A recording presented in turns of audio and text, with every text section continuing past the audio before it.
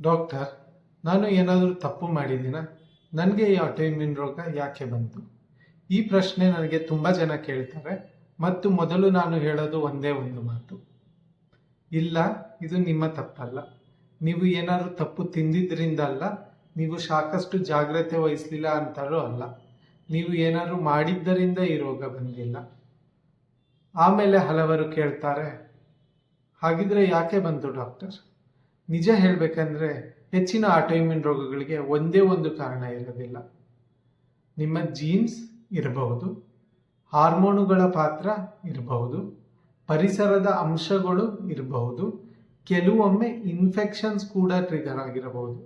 ಅಂದರೆ ಒಂದೇ ಒಂದು ಕಾರಣ ಹುಡ್ಕೋದು ಬಹಳ ಕಷ್ಟ. ಆದರೆ ಇಲ್ಲಿ ಒಂದು ಮುಖ್ಯ ವಿಷಯ ತಿಳಿಸ್ತೀನಿ.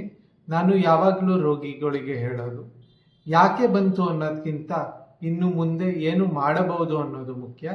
ಯಾಕಂದರೆ ಇಂದು ನಮ್ಮ ಬಳಿ ಒಳ್ಳೆಯ ಚಿಕಿತ್ಸೆಗಳಿದ್ದಾವೆ. ಸರಿಯಾದ ಔಷಧಿ, ನಿಯಮಿತ ಫಾಲೋಅಪ್ ಮತ್ತು ಸ್ವಲ್ಪ ತಾಳ್ಮೆ ಇಷ್ಟಿದ್ದರೆ ಬಹಳ ಜನ ತಮ್ಮ ಕೆಲಸ ಮಾಡ್ತಾರೆ, ಪ್ರಯಾಣ ಮಾಡ್ತಾರೆ, ಕುಟುಂಬದ ಜೊತೆ ಸಂತೋಷವಾಗಿ ಬದುಕ್ತಾರೆ. ಹಾಗಾಗಿ ಆಟೋಇಮ್ಯೂನ್ ರೋಗ ಬಂದಿದೆ ಅಂದರೆ ಜೀವನ ಮುಗೀತು ಅಂತ ಅರ್ಥ ಅಲ್ಲ. ಇದು ನಿಮ್ಮ ಜೀವನದ ಒಂದು ಅಧ್ಯಾಯ ಮಾತ್ರ, ನಿಮ್ಮ ಸಂಪೂರ್ಣ ಕಥೆ ಅಲ್ಲ. ನಾನು ಡಾಕ್ಟರ್ ನಿಖಿಲ್, ಕನ್ಸಲ್ಟೆಂಟ್ ರುಮಟಾಲಜಿಸ್ಟ್, ಬೆಂಗಳೂರು.